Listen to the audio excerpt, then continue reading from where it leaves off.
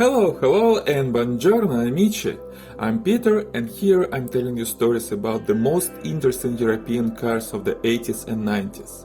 Today we are talking about one of the most legendary cars in the history of the World Rally Championship and one of the best hot hatches ever made, Lancia Delta. The Lancia Delta. The name Delta was used by Lancia for the first time in 1911 as a continuation of the tradition of Vincenzo Lancia to name his cars after the letters of the Greek alphabet. Then the name was forgotten and appeared again in 1979 on the first generation of the modern Lancia Delta produced until 1994. The second generation was made from 1993 to 1999 and the third generation was produced from 2008 to 2014. Here we speak only about the cars from the 80s and 90s, so I don't have any plans to tell you about the third generation of the Delta. I'm going to talk only about the first two generations. And because the story of the first gen Delta is very glorious and full of interesting events, today I'm going to speak about the first generation only, and the second gen will be the theme of the next video. So, the first modern Delta, a family 5-door hatchback, was first released in 1979 and was designed by Giorgetto Giugiaro, who also was the designer of Volkswagen Golf, Lotus Esprit, Audi 80, Maserati Quattroporte, Saab 9000 and Bugatti Veyron. And I believe that Lancia Delta was absolutely the most beautiful family road car of the 80s. Just look at her, very solid, very complete, very integral, remember this definition. A perfect balance, nothing is missing and nothing is excessive. Of course in the 80s we had Ferrari 288 GTO, we had Testarossa, we had Lamborghini Halpa and many other beautiful exotic sports cars. But among family cars, simplicity and at the same time elegance of the exterior appearance of the Lancia Delta is simply unbeatable for the 80s. No surprise that the Delta was awarded the 1980 European Car of the Year. The story of this car has three distinctive parts, and I'm going to tell them one by one. The car was created on the platform of Fiat Ritmo, but this platform was deeply modified by Lancia's engineers to improve the drivability and stiffness of the car. The range of engines also came first from Ritmo and also was modified and improved. So the same engines were essentially more powerful in the Delta than they were in Ritmo. At first, the customers could choose between 1.3-liter engine with 74 horsepower, 0 to 60 miles in 15 seconds, and a top speed of 160 km per hour or 99 miles per hour, and a 1.5-liter engine with 84 horsepower, with almost the same top speed of 161 km per hour or 100 miles per hour, but with the 0 to 60 time improved by 2.5 seconds to 12.5 seconds. The smaller engine was offered with a 4-speed gearbox or with a more modern 5-speed transmission with added overdrive gear for comfortable cruising. The 1.5 version had only a 5-speed transmission. The power output of these engines look like not very impressive figures, but don't forget that the Delta was a really small car with a weight of 955 kilos or 2100 pounds and the length of only 390 centimeters or 154 inches. For comparison, a 2022 Toyota Corolla hatchback is 437 centimeters or 172 inches long, 18 inches longer than the Delta. Lancia was positioned as a top-tier brand for Fiat Group, so the Delta was rather well equipped for its time. It had rack and pinion steering, optional air conditioning and split folding rear seat, fully independent suspension and an adjustable steering wheel. The heating and ventilation, as well as folding rear seats, were designed together with engineers of Saab. By the way, the Delta was sold in the Scandinavia under Saab brand from 1980 to 1982 as Saab Lancia 600. The car was warmly received both by automotive journalists and customers. The first 100,000 Deltas were sold in less than 3 years, and don't forget that it was a rather expensive car. At the beginning of 1982, a 3-speed automatic transmission was added to 1.5-liter engine's options. Later the same year, the Delta had its first facelift with a change in the design of bumpers and the addition of a body-colored spoiler to the rear part of the roof. The car got new seats as well, some trims got a digital trip computer, and the weight was decreased by 40 kilos or 89 pounds. Also, the new 1.6-liter naturally aspirated engine was launched together with the new top-of-the-range Delta GT trim level. This engine produced 104 horsepower and could make 0 to 60 miles per hour in 10 seconds with a top speed of 180 km per hour or 112 miles per hour. This version was the first one with disc brakes on all wheels and the retuned suspension. A year later, in September of 1983, Lancia started the sales of its first real hot hatch on the base of the Delta. This car was named Delta HF, where HF stands for High Fidelity. This was still a front-wheel drive only car with the same 1.6-liter engine from the Delta GT, except for the fact that here this engine was turbocharged, what gave it 128 horsepower and a top speed of 195 km per hour or 121 miles per hour. There were a number of other changes to the car related to the upgrade of the engine. The cooling system, the oil supply system, the cylinder head, the carburetor, the ignition system and the suspension were also upgraded. Also, various moldings and distinctive badges were added to the exterior of the car. And the interior received a leather-covered steering wheel and supplementary digital instrumentation with bar indicators. Also, sportive Recaro seats were available as an option. Within the next 2 years, about 10,000 HFs were made, including 150 of the special HF Martini series. A new, also front-wheel drive version of the turbocharged Delta was launched in October of 1985 with a new name HF Turbo. The changes were rather cosmetical, different badges, different wheels and tires, and different mirrors. But some changes were made in the tuning of the engine too. They increased the output by 10 horsepower up to 138 horsepower and added 8 km per hour to the top speed, increasing it to 203 km per hour or 126 miles per hour with 0 to 60 in 8.7 seconds. The next year, in April of 1986, Lancia unveiled the first all-wheel drive version of a civil road Delta under the name HF4WD. And this was a very wise and successful decision. But to understand why, we need to get a little back in time and take a look at the second large part of the history of the first generation of Lancia Delta. Here we have to remember the famous and infamous at the same time Group B of the World Rally Championship. This was a racing group for cars with minimal requirements for homologation. Only 200 cars should be produced to qualify, and there were almost no restrictions on the power of the cars. Of course, this soon resulted in a race of engine power between the manufacturers. Group B existed only from 1982 to 1986 and was the most spectacular and the most dangerous part of the WRC. Lancia participated in rallies for a long time. And for Group B, they created a special car, Lancia Rally 037. This was a rear-drive car, and it shouldn't be able to compete with all-wheel drive Audi Quattro and Peugeot 205 T16, but it did, and very successful.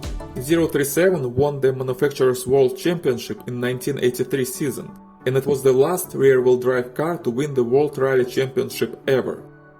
In 1984 it became clear that 037 cannot compete with other teams anymore, and Lancia decided to build a new car for Group B, and this car was Lancia Delta S4. Actually, the Delta S4 had almost nothing in common with the civil Delta.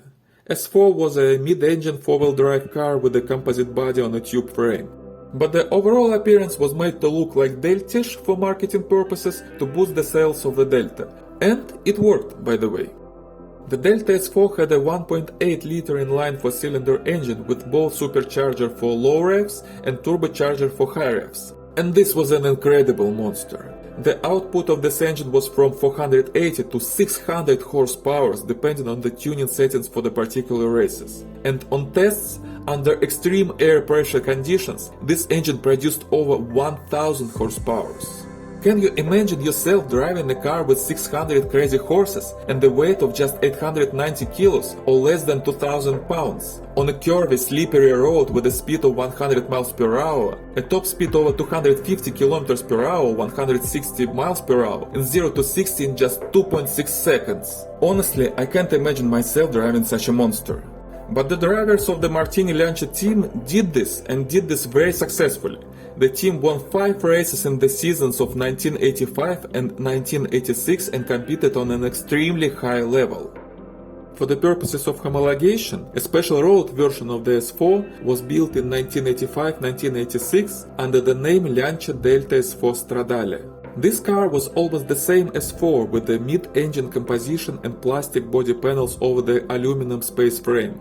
The power of the engine, however, was intentionally decreased to 247 horsepower, with a claimed top speed of 225 km per hour or 140 miles per hour and 0 to 60 miles per hour in 6 seconds.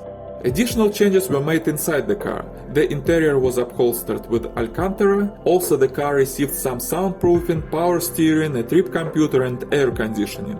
This added a lot to the weight of the car, but it made the car more comfortable and controllable while staying extremely fast for its time.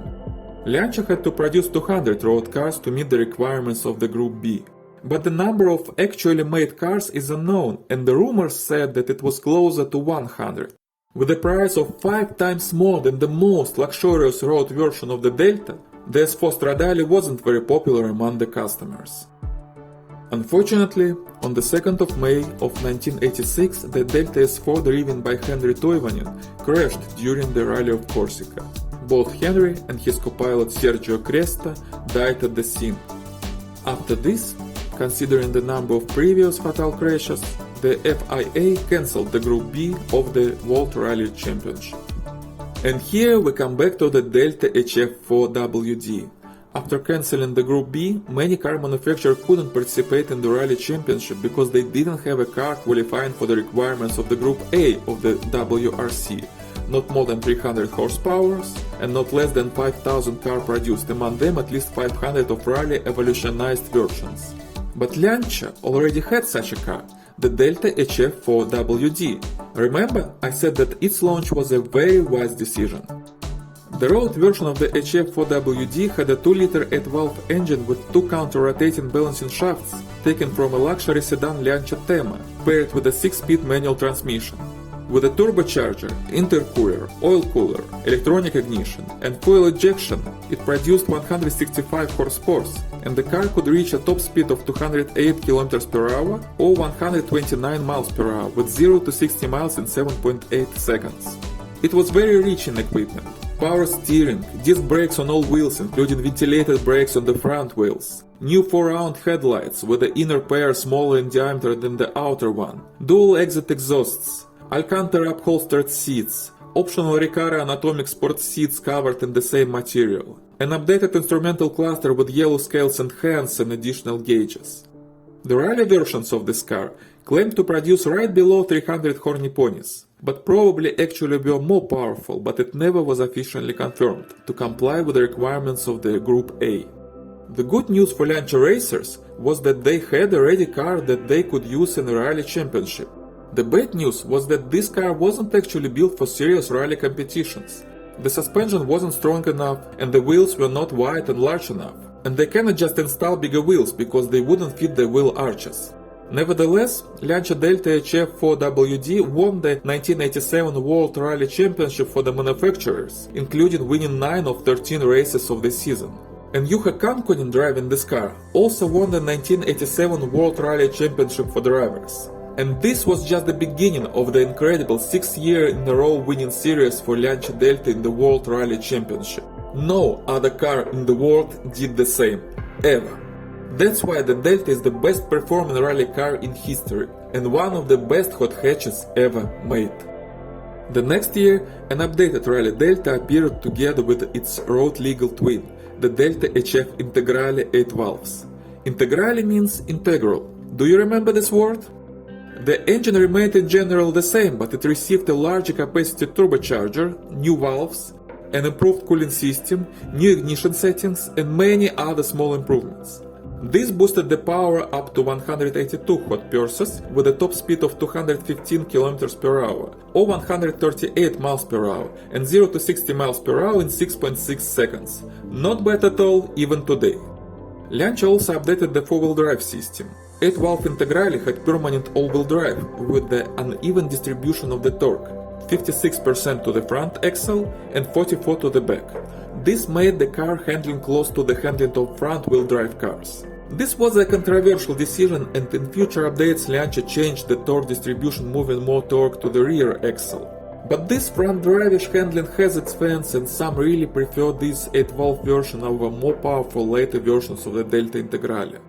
Brakes and suspension were also seriously upgraded, and the most distinctive exterior upgrade was the appearance of wide wheel arches, along to install wide rally-ready wheels. The rally version of this car won 10 of the 11 rounds in the 1988 World Rally Championship and brought Lancia another manufacturer's cup, and another one next year, in 1989. The updated version of Delta Integrale, now with the 16-valve engine, was introduced in 1989. The most distinctive design change was the raised center of the hood required for the accommodation of the new larger engine. Its power with updated injectors, turbocharger and intercooler was 197 horsepower now, with a top speed of 220 km per hour or 137 miles per hour, and 0 to 60 in 5.7 seconds.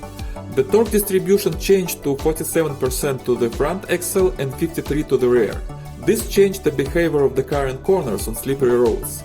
Now it's slightly understeered at the entrance into the corner and slightly oversteered at the exit. This allowed rally drivers to come through corners, drifting in a controlled skidding, a technique more familiar to rally drivers from Northern Europe or those who started with rear-wheel drive cars. The rally version of this car won the Manufacturers' World Cup in 1990 and 1991. The next step in the further perfecting of already 12 years old car was the Delta HF Integrale Evoluzione, introduced in September of 1991 and built between October 1991 and the beginning of 1993. They had the same engines as the previous version, with some minor changes giving the car another 10 horsepower, 207 horsepower now.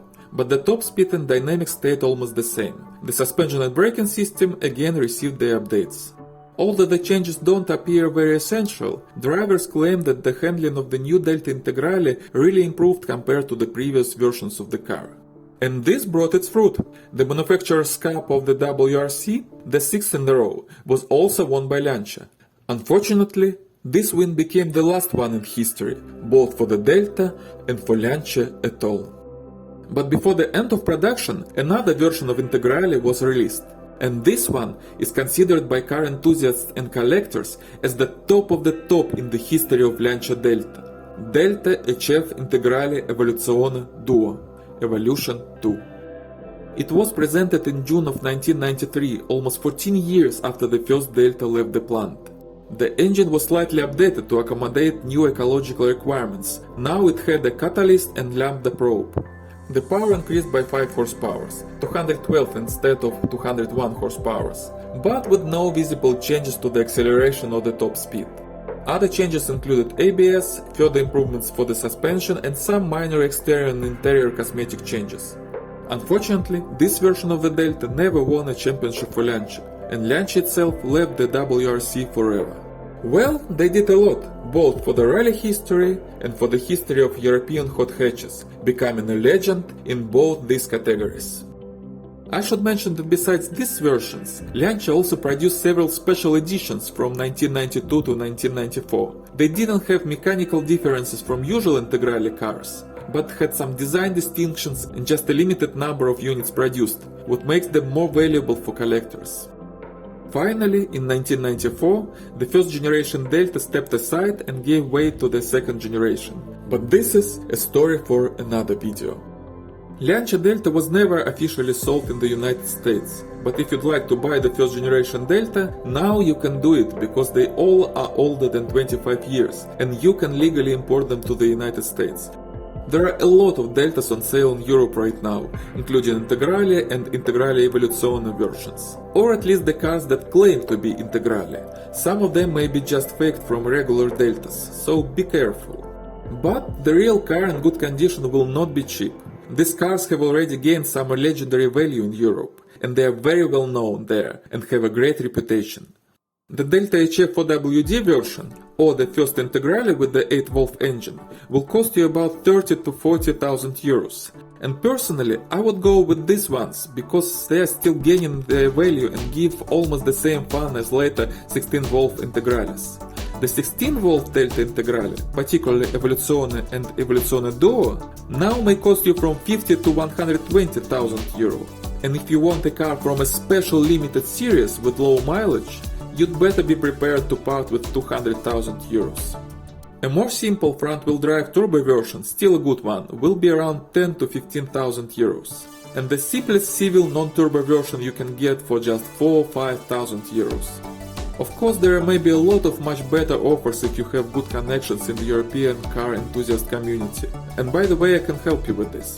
We can help you to find a car, negotiate the price, ship the car to the United States and help you to import it properly and to deal with all legal paperwork.